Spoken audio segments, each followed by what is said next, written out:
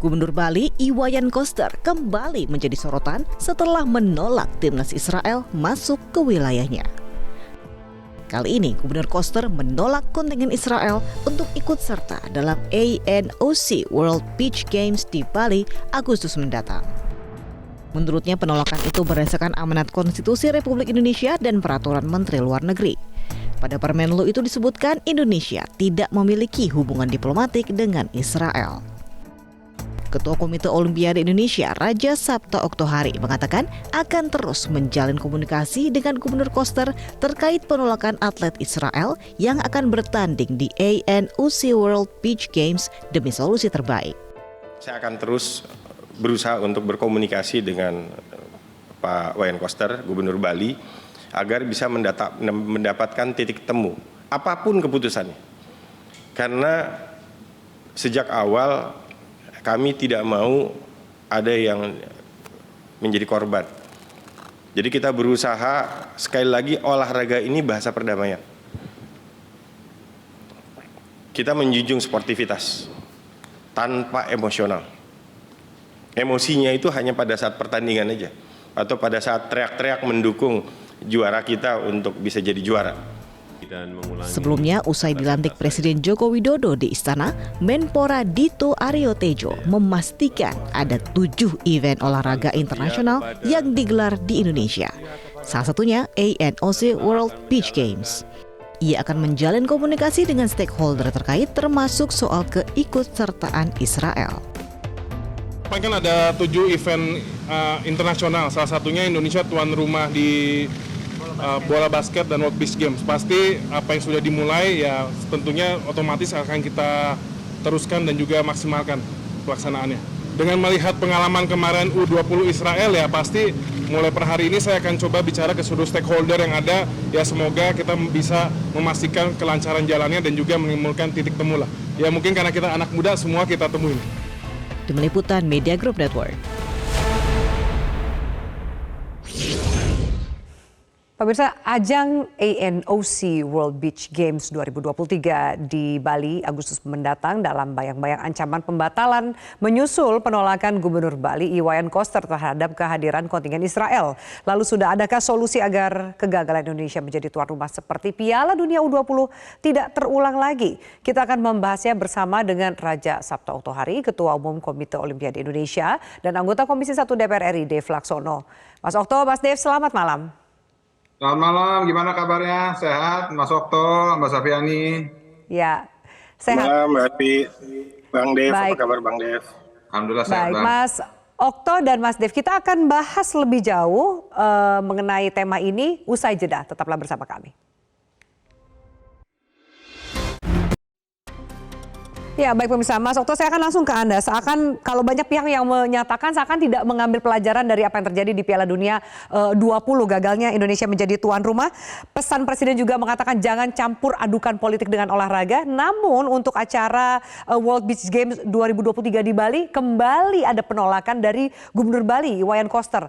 Jadi ini acaranya akan batal atau tetap lanjut, Mas Okto? Ya, insya Allah lanjut lah. Mungkin saya sama Pak Wayan Koster itu kan cukup dekat. Kami komunikasi bagus. Cuman mungkin mengenai informasi kegiatan ini, euforia masih terasa pada pasca pembatalan U20. Kami juga di Komite Olimpiade Indonesia masih menggunakan baju hitam-hitam ini. Bentuk kedukaan kita terhadap pembatalan U20 yang menjadi presiden. Karena di bawah Komite Olimpiade Indonesia itu ada 67 cabur. Nah, FIFA atau bola itu salah satu dari 67 cabur. Itu hanya satu statuta saja. Nah, di ANOC World Beach Games sendiri itu adalah multi event yang akan diikuti oleh 14 cabang olahraga. Akan ada 1.600 atlet yang terlibat dari 130 negara hasil kualifikasi. Dan ini merupakan kegiatan multi event ketiga terbesar di dunia setelah Summer Olympic, Winter Olympic, baru ANOC World Beach Games ini. Nah, ini momentum yang sangat baik sekali untuk Indonesia membuktikan kepada dunia, apalagi kita mau menjadi tuan rumah Olimpiade. Nah, semua yang kelasnya dunia itu melalui proses kualifikasi. Tentunya kita harus menghargai hasil kualifikasinya. Nah, apapun situasinya tentu masih bisa dibicarakan. Ini yang saya sampaikan kepada semua pihak agar bisa menahan diri, agar bisa melihat kepentingan yang jauh lebih besar dari kita semua, yaitu kepentingan Indonesia, karena yang kita pertaruhkan adalah nama baik Indonesia. Kita telah terikat di kontrak, hosting kontrak yang kita tanda tangani atas pengaturan pemerintah. Oke, baik.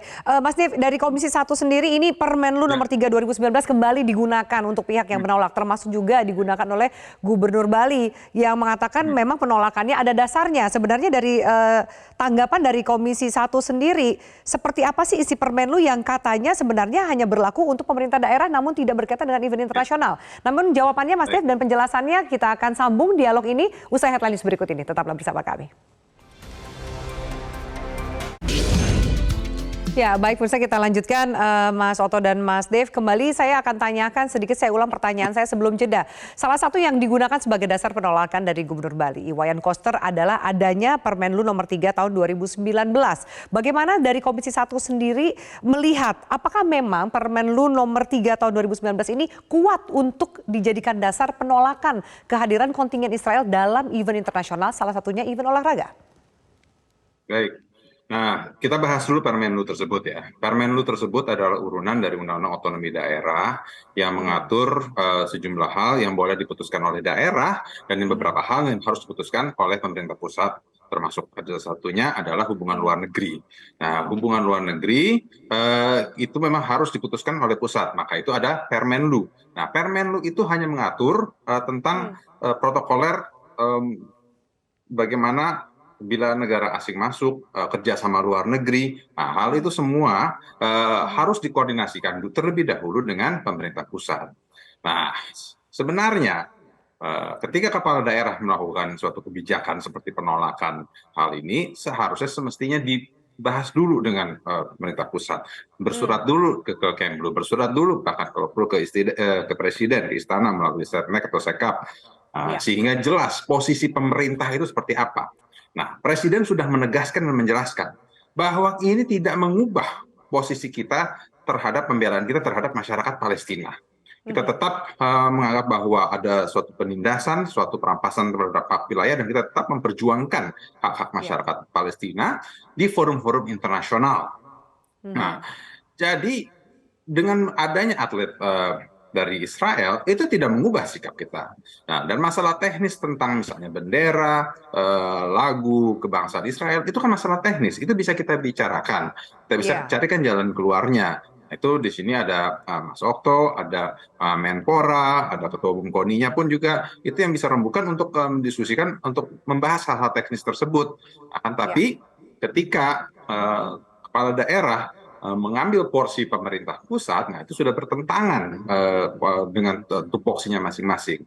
Nah, maka itu saya anjurkan untuk lebih mendalami mempelajari porsi-porsinya terlebih dahulu sebelum membuat kebijakan yang akhirnya membuat ricuh dan bahkan membahayakan posisi Indonesia di dunia forum-forum internasional. Karena sebelumnya di kegiatan IPU yang jelas-jelas adalah perwakilan pemerintah Israel hadir di Bali tidak ada masalah, tidak ada penolakan. Nah, lalu di event-event internasional sebelumnya ketika ada delegasi dari Israel tidak pernah ada penolakan. Lalu kenapa sekarang tiba-tiba jadi rame menolak? Padahal sebelumnya tidak pernah dipermasalahkan. Jadi ya sebelum kita lebih lanjut ke melakukan penolakan terhadap negara asing, sebaiknya pelajari dulu peraturannya sehingga tidak mengambil porsi pemerintah pusat dan jelas kedudukan posisi hukumnya itu seperti apa. Baik, Mas Okto, dari Anda sebagai Ketua Umum Komite Olimpiade Nasional Indonesia sendiri, Anda tadi sempat mengatakan apapun masalahnya bisa dibicarakan. Sejauh ini pembicaraannya terutama dengan Gubernur Bali yang tetap menyatakan akan menolak seperti apa? Apakah tetap akan digelar di Bali ajang dari World Beach Games ini atau ada pilihan, ada opsi di daerah atau kota yang lain? Ya, sejak awal di dalam perencanaan, karena ini kita kan melibatkan anggaran juga, anggaran dari pemerintah. Perencanaan kita itu dari awal dan kontraknya pun menyebutkan Bali. Nah, kami tentunya harus, seperti yang dikatakan sama Mas Dev tadi, berkomunikasi dengan semua stakeholder. terutama ANOK sebagai prinsipal dari kegiatan ini. ANOK atau Asosiasi National Olympic Committee merupakan prinsipal dari World Beach Games. Kegiatan ini, World Beach Games ini dulu inisiasinya dari Indonesia. Karena di tahun 2008 lahir dari Asian Beach Games pasca Bom Bali. Nah ini waktu itu untuk mempercepat recovery dari Bali itu sendiri. Saya berusaha komunikasi terus dengan semua pihak, termasuk juga Pak Wayan Koster gitu dan Menpora. Insya Allah dalam waktu dekat kami akan cari waktu untuk sama-sama ketemu, duduk sama-sama, termasuk juga dengan perwakilan pemerintah dalam hal ini Kemenpora. Baik. Tidakkah kemudian jika ini ternyata meskipun awalnya ditolak tetap berjalan, bagaimana dengan penjelasan ke masyarakat atau kemudian pecinta sepak bola yang merasa bahwa loh kok yang ini bisa, event yang sebelumnya tidak? Seperti apa penjelasan Anda, Mas Okto?